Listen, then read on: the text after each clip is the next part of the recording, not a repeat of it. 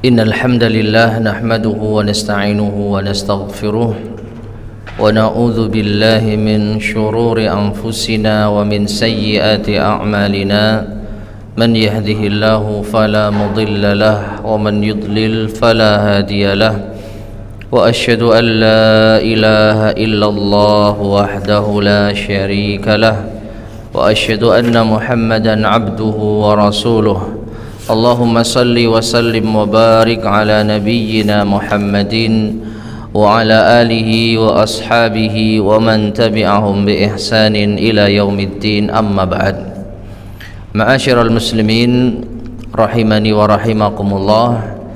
Melanjutkan kembali kajian kita membahas kitab Al-Islamu Muyassaran ila Fityanil Islam. Islam agama yang mudah bagi para pemuda Islam, yang disusun oleh Syekh Ali ibn Hasan Al-Halabi rahimahullahu ta'ala. Dan kita masih meneruskan pembahasan tentang zakat, yaitu bagian yang ketujuh. Berkata al-muallif rahimahullahu ta'ala, waz-zakatu tu'khadu min amwalin makhsusatin, dan zakat itu diambil dari harta khusus. Waradat fiha an-nususus syar'iyyatu bihududin ma'lumatin, yang terdapat di dalamnya nas-nas syar'i dengan batasan-batasan yang telah diketahui. Jadi tidak semua harta itu wajib dizakati, hanya harta-harta tertentu saja, dan itu pun dengan batasan-batasan yang telah ditetapkan oleh syariat kita. Awalan, yang pertama, an-naqdu wa huwal mal, yaitu zakat mal, zakat harta yang berupa an-naqd. Dan an-naqd ini yaitu identik dengan, kalau di zaman sekarang, alat tukar, ya, alat tukar yang berharga, uang, emas dan perak. Kalau emas dan perak semenjak zaman dahulu itu menjadi alat tukar. Kalau sekarang emas dan perak sudah tergantikan dengan uang, namun tetap emas dan perak memiliki nilai dan juga bisa dijadikan sebagai alat tukar. Bahkan uang itu justru merujuk kepada emas dan perak. Nah, jadi emas dan perak dan uang yang itu mencakup berbagai macam mata uang yang ada saat ini, itu wajib dikeluarkan zakatnya, wajib untuk dikeluarkan zakatnya. Sanian, yang kedua, al-ibilu wal baqaru wal ghanamu, harta hewan ternak wajib dizakati, namun yang diwajibkan hanya al-ibilu, unta, wal baqaru, sapi, wal ghanamu, dan kambing. Ini adalah hewan ternak atau binatang ternak yang terdapat dalilnya untuk dikeluarkan zakatnya. Jadi tidak semua binatang ternak seperti ayam, tidak ada zakat ayam. Ikan juga tidak ada zakat ikan, ya. Tapi kalau kambing, sapi, dan unta itu ada. Kemudian salisan, yang ketiga, al-hubub, yaitu biji-bijian, al-qamhu wasyair wa nahwuhuma, dan ini mencakup gandum, baik gandum al-qamah maupun gandum asyair. Ya, ini nama jenis gandum, ya. Ada gandum al-qamah atau al-bur, ada asyair wa nahwuhuma, dan selain keduanya. Dan ini kalau kita bisa klasifikasikan identik dengan makanan pokok. Dan sekarang ini bisa kita terapkan pada beras, meskipun wallahu alam bisawab mungkin lebih tepatnya adalah gabah sebelum diseleb, mungkin gitu ya.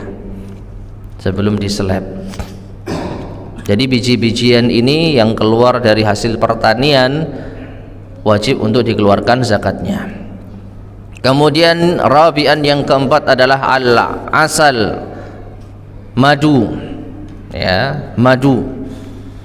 Dan tentang madu ini sebenarnya ada perbedaan pendapat di kalangan para ulama, apakah ada zakatnya atau tidak.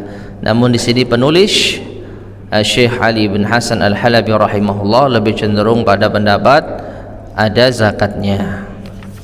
Kemudian yang kelima, khamisan ar-rikaz, harta terpendam.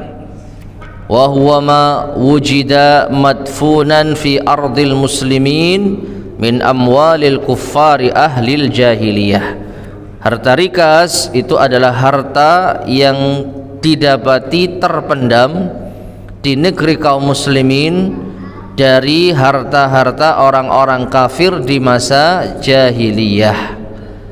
Jadi mungkin saja dahulu harta itu dipendam atau harta itu terpendam saat dimiliki oleh orang-orang kafir di masa dahulu, kemudian daerah itu dikuasai oleh kaum muslimin, lalu kaum muslimin menemukannya setelah menggalinya, baik sengaja atau tidak sengaja. Tidak sengaja menggali, mau bikin pondasi misalnya, kok ternyata ada emasnya, maka ini disebut apa? Rikaz, ya. Apalagi kalau di situ ada label atau ada tanda kalau ini dibuat oleh kerajaan asing yang sempat masuk menguasai negeri kaum muslimin, dan sekarang tanah itu sudah dikuasai kaum muslimin. Nah, ini ada zakatnya, ya. Dan yang terakhir, sadisan ma u'idda lit-tijarati minal bada'i wa nahwiha, apa yang disiapkan untuk perniagaan berupa harta-harta, yaitu tijarah atau barang-barang yang akan diperjualbelikan dan semisalnya. Dan ini identik dengan apa? Zakat at-tijarah, zakat jual beli, atau zakat apa? Perniagaan. Nah inilah ma'asyar muslimin rahimani wa rahimakumullah, harta-harta yang wajib untuk dikeluarkan zakatnya. Meskipun tadi sempat kita sampaikan di antaranya ada yang diperselisihkan apakah wajib zakat atau tidak, ya. Dan di antaranya disepakati. Yang disepakati setahu saya setidaknya ada 4 di sini, ya, yaitu alat tukar mencakup emas, perak dan uang dan semisalnya. Kemudian binatang ternak mencakup sapi, kambing, unta. Kemudian makanan pokok mencakup gandum, padi dan semisalnya. Dan yang terakhir adalah rikaz, yaitu harta temuan yang terpendam. Adapun harta zakat tijarah dan zakat al-asal, yaitu madu, ada khilaf di dalamnya. Nah, ma'asyarul muslimin rahimani wa rahimakumullah, kitab ini tidak membahas secara rinci. Kitab ini tidak membahas secara rinci berapa hitungan zakat-zakatnya, karena ini hanya sebagai pengantar. Jadi bagi siapa yang ingin mengetahui lebih lanjut perincian tentang fikih zakat, tentu harus belajar di kajian-kajian yang lain, khususnya membahas tentang fikih ibadah, ya, fikih muamalah maupun fikih ibadah. Jadi di sini hanya sebagai pengantar saja. Jadi orang kalau merasa memiliki ternak kambing, ternak sapi, ya harus belajar, karena dia akan dihadapkan pada kemungkinan wajibnya mengeluarkan zakat. Nah, seperti itu.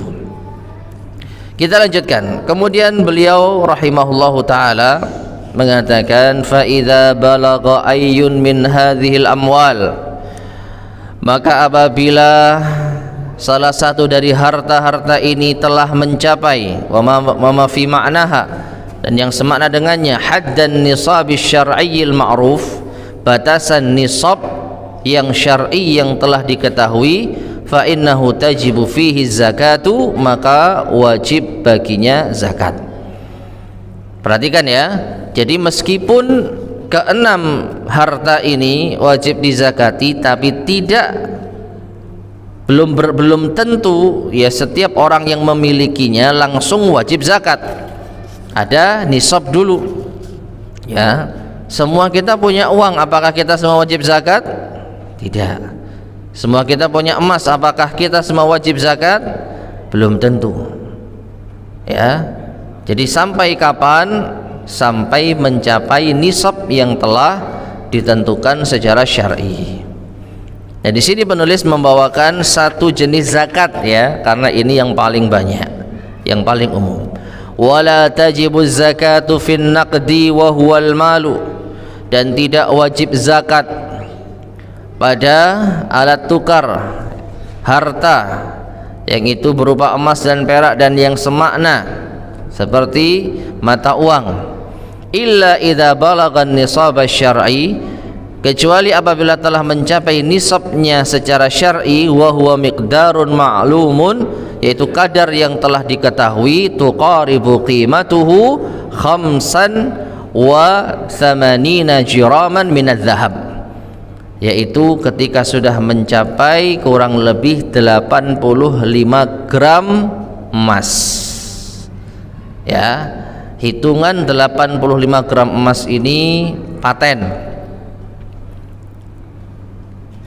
dan diambil dari hadis Nabi sallallahu alaihi wasallam bahwasanya zakat emas itu apabila telah dimiliki isyrina dinaran, 20 dinar, dan 1 dinar itu 1 misqal, dan 1 misqal itu 4,25 gram emas. Kesimpulannya 20 gram emas murni, 24 karat kalau sekarang, itu senilai dengan 20 dinar. Perhatikan, 20 dinar ya, itu senilai dengan 85 gram emas murni 24 karat. Nah, ini berapa rupiah? Tergantung kapan. Kalau sekarang ya katanya 1 juta, katanya mencapai 1 juta. Tahun depan bisa lagi berbeda, tahun depannya lagi bisa jadi lebih tinggi lagi. Tapi hitungan 85 gram ini apa? Paten. Nah, jadi orang kalau sudah memiliki harta berupa emas atau perak yang nilainya mencapai 85 gram emas, maka wajib mengeluarkan zakat. Dan kewajiban ini juga tidak langsung dikeluarkan, tapi dihitung semenjak dia mencapai nilai tersebut. Ya. Summa hala alaihil haulu, kemudian berlalu baginya 1 haul, wa huwa mururu sanatin kamilatin, yaitu berlangsung selama 1 tahun penuh, alaihi baginya, fi milki sahibihi, di dalam kepemilikannya. Jadi sekarang misalkan tanggal 6 apa itu Rabiul Awal, ya benar ya, Rabiul Awal ya, Muharram, Safar, Rabiul Awal. Nah, tanggal 6 Rabiul Awal seseorang memiliki harta yang mencapai, memiliki harta baik itu uang maupun emas ataupun perak yang mencapai 85 gram emas hartanya. Anggap 1 gram emas 1 juta. Berarti kalau memiliki harta berupa simpanan uang, mau itu dolar, mau itu real, mau itu rupiah, kalau dikonversikan kurang lebih sejumlah 85 gram emas, maka sudah mulai dihitung hari ini sampai 1 tahun berikutnya. Kalau uang itu dimiliki selama setahun penuh, baru dikeluarkan zakatnya. Dan zakatnya berapa? 2,5%. Jadi ambil contoh, seseorang memiliki harta 100 juta per hari ini, 100 juta per hari ini, dan dimiliki selama setahun penuh, tidak pernah kurang dari nisab, tidak pernah kurang dari nisab, lebih mungkin sesekali naik tapi nggak pernah kurang, ya, tidak pernah di bawah 85 juta ya. Maka ketika tahun depan di tanggal dan bulan yang sama, dia wajib mengeluarkan 2,5%-nya. Anggaplah tetap memiliki 100 juta nggak berubah-ubah sama sekali, maka dia wajib mengeluarkan 2,5 juta sebagai zakat malnya. Nah seperti itu. Nah ini aja yang dibahas oleh Syekh ya, hafizahullah taala. Beliau tidak membahas zakat yang lain karena memang kebanyakan yang apa namanya, yang kita benar-benar harus mengetahui ya zakat mal ini. Kalau kambing, sapi, unta, kemudian padi, mungkin hanya orang-orang tertentu, dan itu kembali kepada mereka apakah mereka mau mempelajarinya atau tidak. Tapi kalau zakat mal, kita semua nampaknya harus tahu ya, kita semua harus tahu karena kita punya itu, kita punya uang, kita punya emas, kita punya perak, jadi kita harus tahu. Hitung sekarang tabungan kita berapa. Kalau sampai 85 juta catat, dan itu benar-benar harus dipantau. Pernah nggak kurang? Kalau pernah kurang maka hitungan batal. Ya, bulan ini punya uang 80 juta misalkan, catat itu. Bulan depan ternyata berkurang menjadi berapa? 80 juta, ya sudah hangus. Nanti kalau sudah 85 juta lagi, catat lagi. Begitu seterusnya hingga dimiliki selama 1 tahun penuh dalam kondisi tidak pernah kurang dari nisab. Taib. Kita lanjutkan. Wal malu, berkata al-muallif rahimahullah, wal malu ni'matun ala sahibihi, dan harta adalah kenikmatan bagi pemiliknya. Idza qama bihi ala wajhil khairil ma'ruf, apabila ia menjalankan dengan harta tersebut pada sisi-sisi kebaikan yang ma'ruf. Qala sallallahu alaihi wasallam, Nabi sallallahu alaihi wasallam bersabda, ni'mal malus salihu lil mar'is salihi, sebaik-baik harta yang baik adalah dimiliki oleh seorang yang saleh. Jadi sebaik-baik harta yang saleh, yang baik adalah yang dimiliki oleh seorang yang saleh. Nah ini menunjukkan kalau harta itu dimiliki oleh orang yang tidak saleh, maka harta itu bukan harta yang baik bagi dirinya. Dan ini sudah kita bahas pada kesempatan sebelumnya, ancaman bagi orang yang tidak menunaikan zakatnya, yaitu harta itu akan diwujudkan berupa ular yang akan melilitnya di hari kiamat, atau harta itu akan dipanaskan kemudian akan digosokkan ke bagian punggung dan perut dari pemiliknya. Berarti harta itu jika tidak ditunaikan zakatnya justru menjadi azab dan siksa. Tapi kalau harta itu ditunaikan zakatnya, dan ditunaikan zakatnya tanda harta itu dimiliki oleh orang yang saleh, maka harta itu akan menjadi kenikmatan bagi pemiliknya. Nah, kemudian yang ke-9, poin yang ke-9, berkata al-muallif rahimahullah, wala tu'taz zakatu lidzi malin, dan zakat itu tidaklah diberikan kepada orang yang memiliki harta, wala qawiyyun yastati'ul amal, dan juga tidak kepada orang yang masih kuat, yang sanggup untuk bekerja. Qala sallallahu alaihi wasallam, Rasulullah sallallahu alaihi wasallam bersabda, la tahillu sadaqatu li ghaniyyin, tidak halal zakat diberikan kepada orang kaya, wala lidzi mirratin sawi, dan juga tidak diberikan kepada orang yang masih kuat, maksudnya masih bisa bekerja. Nah, ma'asyar muslimin rahimani wa rahimakumullah, pembahasan ini mengisyaratkan pada pengkhususan dari apa yang telah disebutkan sebelumnya tentang 8 golongan yang berhak menerima zakat. Ya, 8 golongan yang berhak menerima zakat. Kalau kita gabungkan antara dua dalil ini, maka kesimpulannya 8 orang yang berhak menerima zakat. Siapa itu? Fakir, miskin, mu'allaf, ya, orang yang memiliki hutang, kemudian musafir, kemudian orang yang berjihad, mu'allaf, amil. Mereka semua berhak menerima zakat dengan syarat mereka bukan orang yang kaya dan mereka bukan orang yang masih kuat mampu untuk bekerja. Ya. Nah, pertanyaannya, batasan orang itu kuat mampu bekerja itu bagaimana? Apakah dilihat dari usia?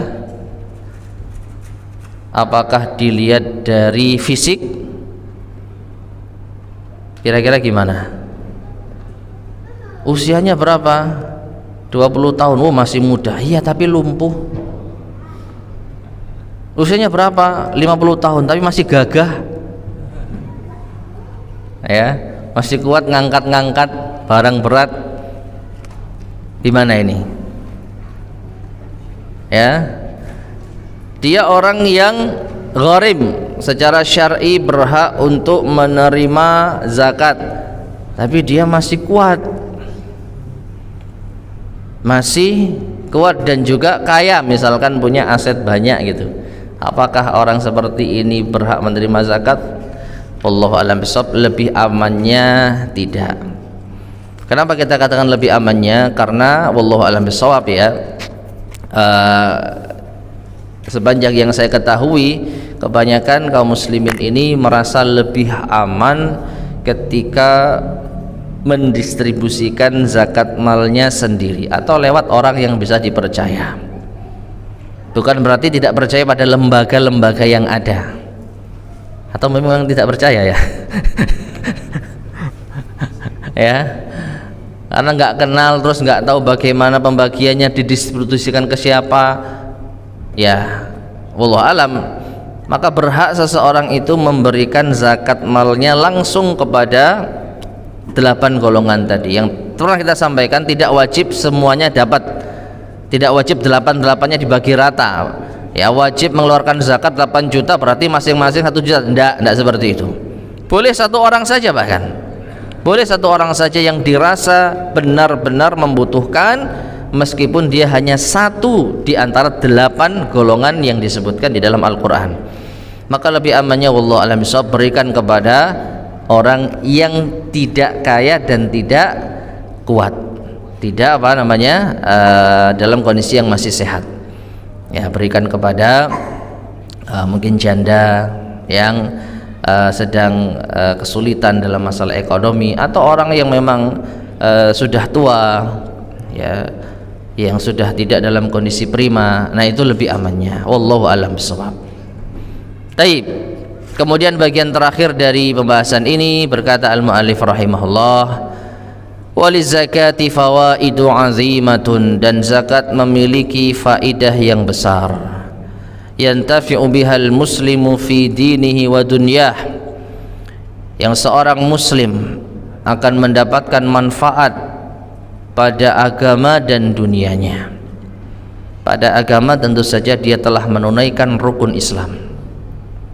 Ya, orang yang telah mengeluarkan zakat maka dia telah mengamalkan rukun Islam, dan ini bermanfaat bagi agamanya, dan bagi dunianya juga mendapatkan manfaat. Minha, diantaranya tadbiqus syar'i wa tanfidhu ahkamihi, menjalankan syariat dan menerapkan hukum-hukumnya. Ma'asyar muslimin rahimani wa rahimakumullah, dikala kita berada pada zaman orang-orang yang abai terhadap syariat, yang tidak menjalankan hukum-hukum Allah Subhanahu wa ta'ala, maka dengan adanya syariat zakat ini, yang kita barangkali termasuk di antara orang yang wajib untuk mengeluarkannya, maka kita benar-benar mengambil manfaat darinya. Apa itu? Kita menjalankan syariat. Kita bisa menjalankan syariat, kita bisa menerapkan hukum Allah Subhanahu wa ta'ala. Allah telah mewajibkan zakat bagi orang-orang tertentu pada harta-harta tertentu, dan kita ternyata termasuk orang tertentu tersebut. Maka ini kenikmatan yang besar, bisa menjalankan syariat Allah Subhanahu wa ta'ala di tengah zaman yang banyak sekali orang-orang lalai dari syariat Allah. Jadi menerapkan syariat Allah itu merupakan amal yang sangat luar biasa, ya, merupakan kenikmatan yang besar. Yang kedua, di antara faedah zakat adalah tathhirul mal min huquqil akharina fi, mensucikan harta, membersihkan harta dari hak orang lain yang ada di dalamnya. Artinya kalau kita memiliki harta yang sudah mencapai nisab, maka harta ini bukan sepenuhnya milik kita. Ada hak orang lain di sana. Ada hak orang lain di sana. Ya, meskipun itu bukan harta milik mereka, karena itu harta kita. Tetapi berdasarkan ketentuan syariat,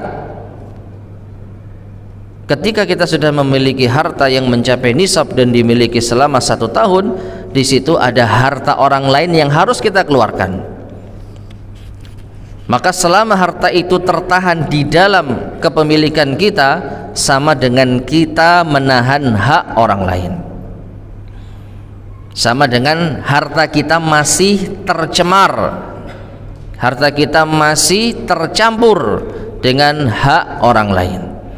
Maka dengan mengeluarkan zakat, kita telah membersihkan harta kita dari hak orang lain. Nah ini, jadi kita terhindar dari memakan hak orang lain. Kemudian berikutnya, wiqayatun lin nafsi minal bukhl. Di antara faedah zakat pula menjaga jiwa dari kebakhilan. Menjaga jiwa dari kebakhilan. Ma'asyarul muslimin rahimani wa rahimakumullah, jiwa manusia itu cenderung kepada keburukan. Dan di antara bentuk keburukan adalah menahan harta ya untuk diri sendiri, tidak mau berbagi, tidak mau memberi. Namun Allah Subhanahu wa ta'ala memaksa, mengharuskan, mewajibkan bagi orang-orang tertentu yang telah memenuhi persyaratan tersebut untuk mengeluarkan hartanya. Jadi secara tidak langsung dengan kewajiban zakat ini, mau tidak mau orang harus tidak bakhil. Mau tidak mau seorang muslim yang telah memenuhi persyaratan wajib zakat harus tidak pelit. Ya, kalau sampai dia menahan hartanya, maka dia tidak terhindar dari sifat bakhil. Nah, dengan cara mengeluarkan zakat, setidaknya ini latihan. Yang wajib ini minimalnya harus ditunaikan, dan semoga setelah menunaikan yang wajib, dia akan terbiasa menunaikan yang sunnah, infak, sedekah selain zakat.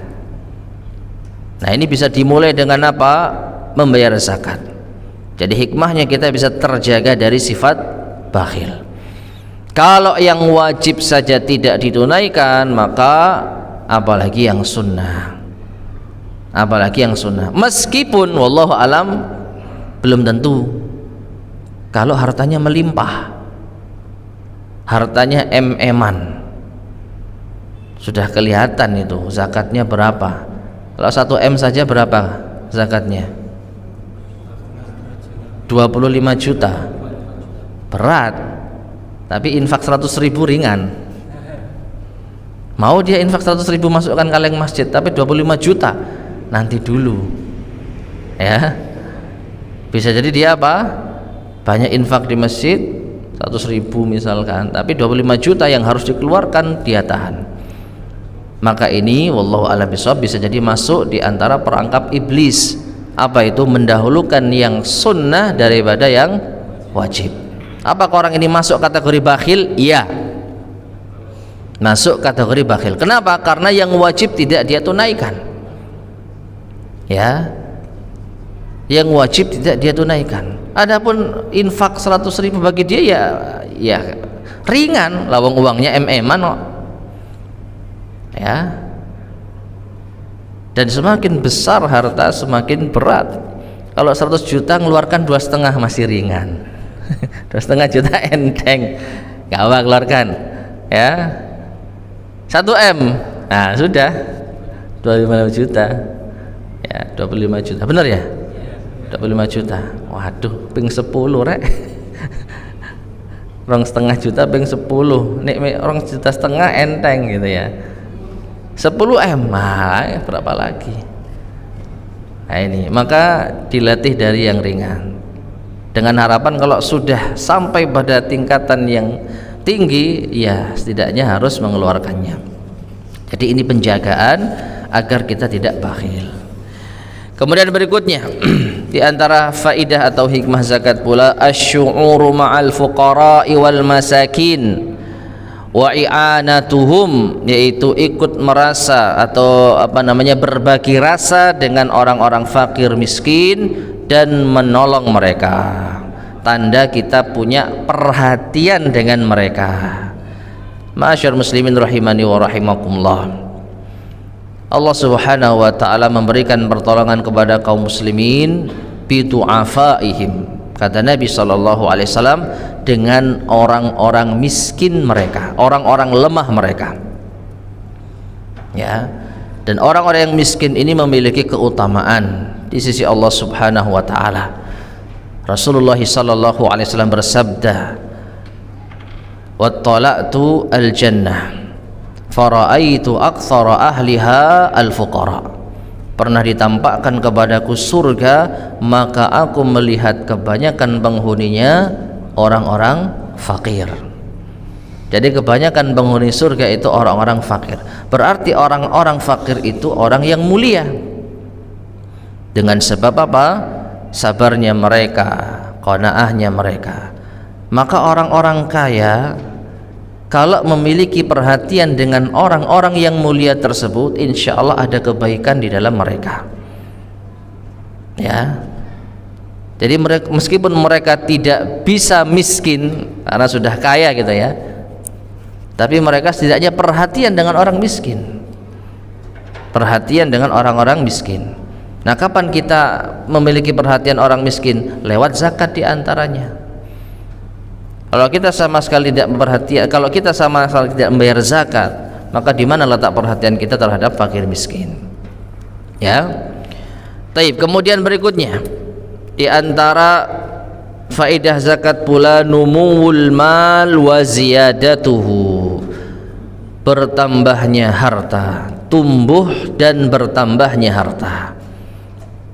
Ma'asyar muslimin rahimani wa rahimakumullah, secara zahir memang harta yang kita keluarkan itu berkurang. Kita punya 100 juta lalu kita keluarkan 2,5 juta untuk zakat, maka harta kita berkurang, jadi nggak jangkap 100 juta lagi.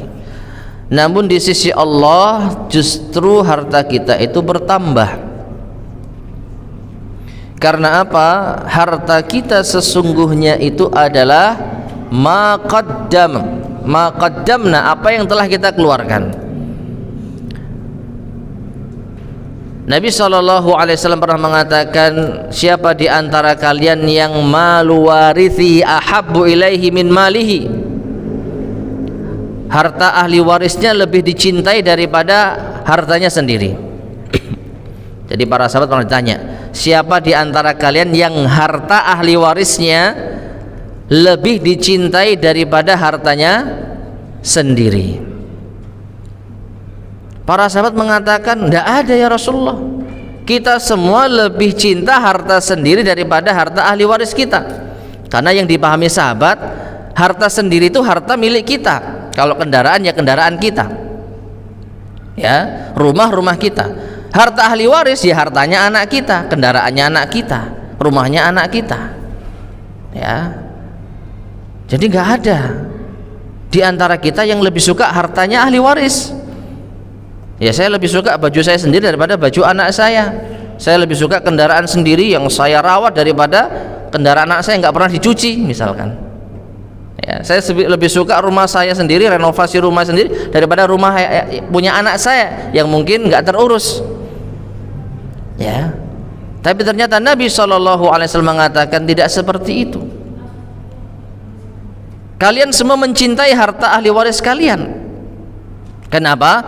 Karena harta kalian yang sesungguhnya adalah maqaddam, apa yang telah kalian keluarkan.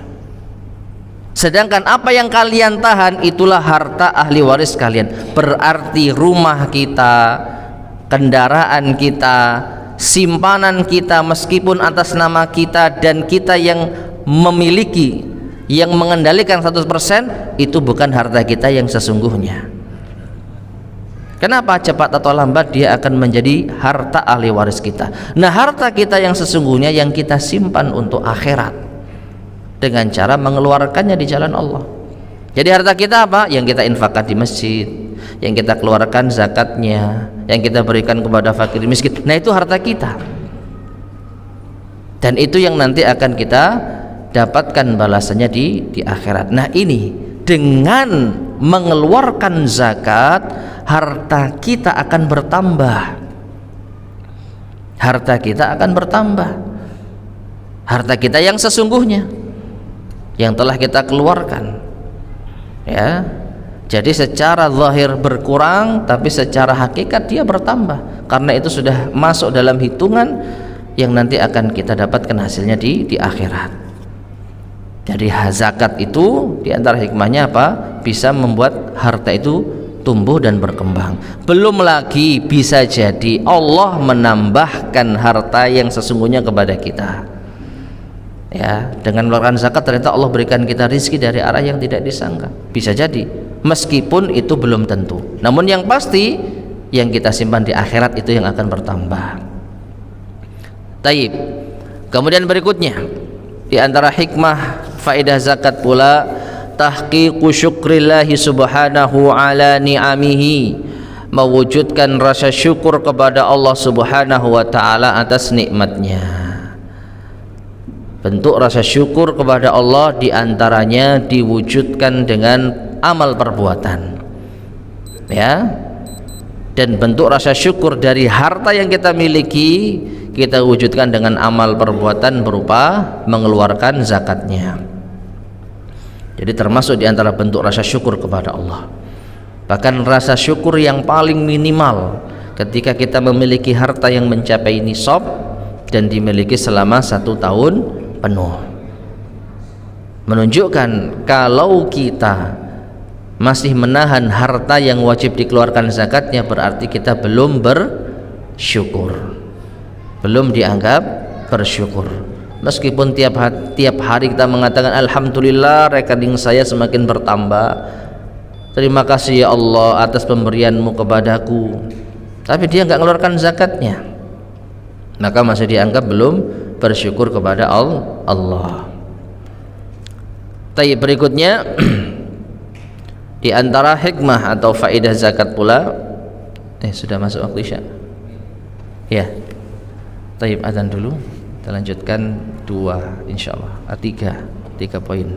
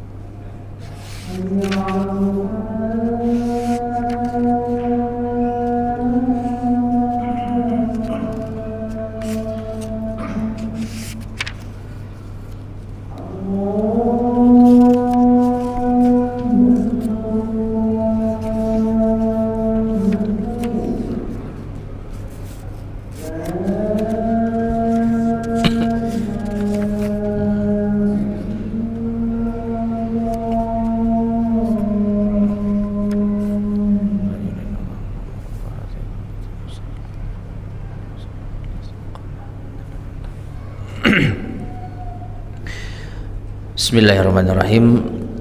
Ma'asyiral muslimin rahimani wa rahimakumullah. Kita lanjutkan.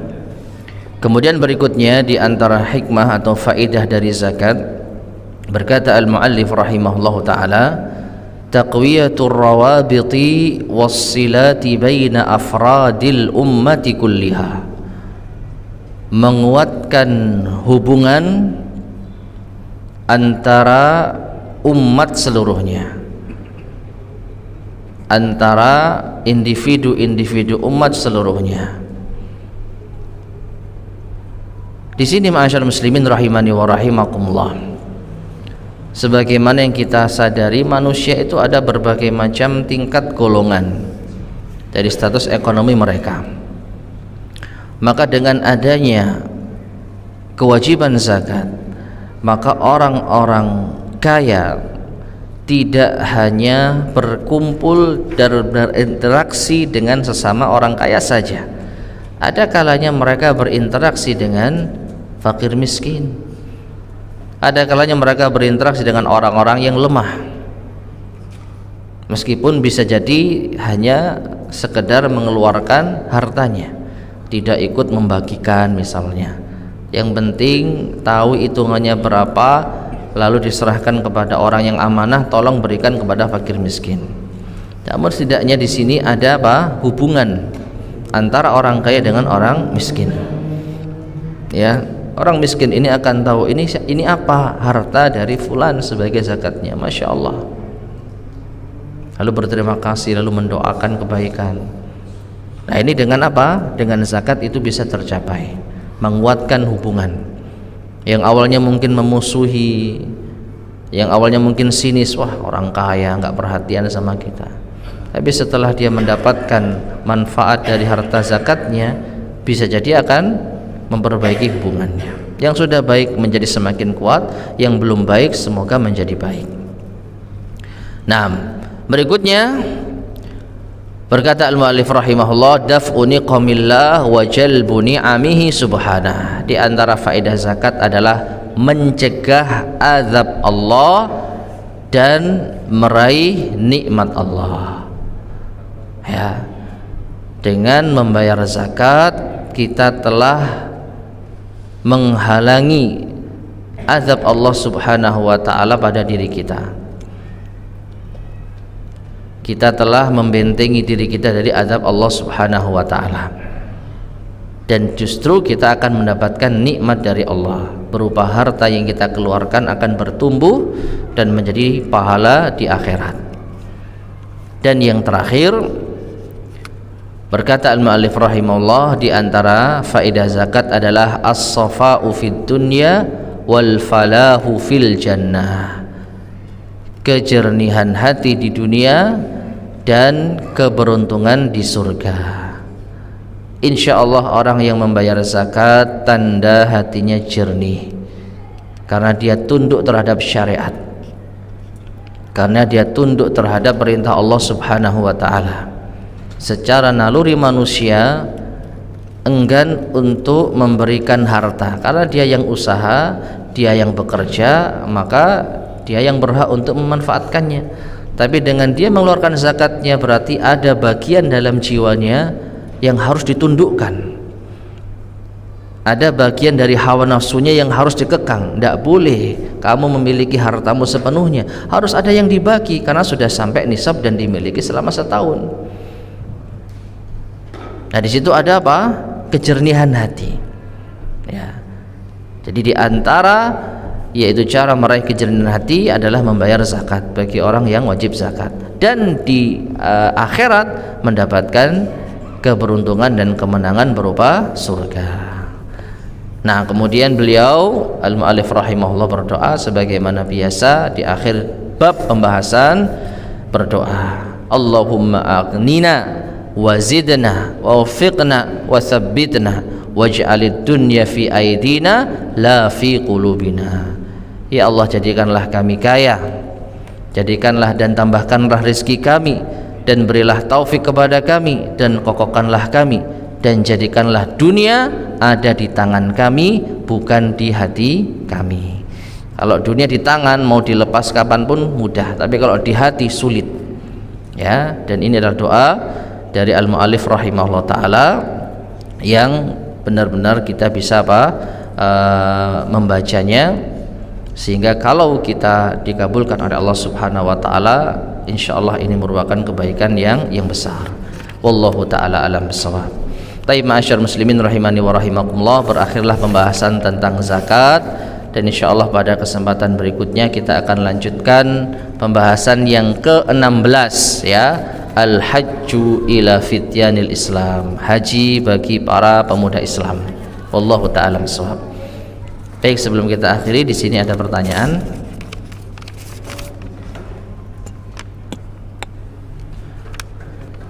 Ada pertanyaan, harta kita sesungguhnya adalah yang kita keluarkan untuk infak dan sedekah, dan tentang lebih mencintai harta ahli waris, bagaimana menurut Ustadz bila suami berwasiat bila dia meninggal nanti agar rumah yang kami tempati agar segera dijual sehingga warisannya segera dibagikan, sedangkan rumah itu satu-satunya yang kami tempati, masih ada anak-anak yang masih butuh dibiayai dan butuh tempat tinggal. Ketika anak tanya gimana ini, kan masih ada anak-anak, lalu setelah itu kami tinggal di mana? Jawabannya ya ngontrak. Beripun mendapat Ustaz. Jadi kesimpulannya, insya Allah suami ini termasuk di antara orang yang memiliki kebaikan karena dia perhatian dengan warisan, ya. Jadi harapannya kalau sudah meninggal harta ini, rumah ini ndang dijual supaya warisan ini terbagikan. Nah terus kata istrinya, kalau sudah dijual lalu bagian warisan sudah dibagi-bagikan, kita tinggal di mana? Apa jawabannya? Kontrak. Taib. Membagi warisan, ma'asyar muslimin rahimani wa rahimakumullah, disegerakan itu baik. Ini baik karena lebih menjadikan kita benar-benar menerapkan syariat Allah Subhanahu wa taala. Ya, alhiqul faraidha bi ahliha, kata Nabi sallallahu alaihi wasallam, sampaikanlah warisan yang telah ditetapkan itu kepada pemiliknya yang berhak. Ini menunjukkan sesegera mungkin itu baik. Namun menjual itu bukan solusi satu-satunya. Kenapa? Karena warisan masih tetap bisa terbagikan langsung meskipun rumah belum dijual. Bagaimana? Dengan cara mempresentasekan, hitung nilai rumah. Itu yang pertama dilakukan. Jadi bisa disampaikan kepada suaminya, insya Allah jangan khawatir kalau rumah tidak dijual, harta warisan tidak tersampaikan.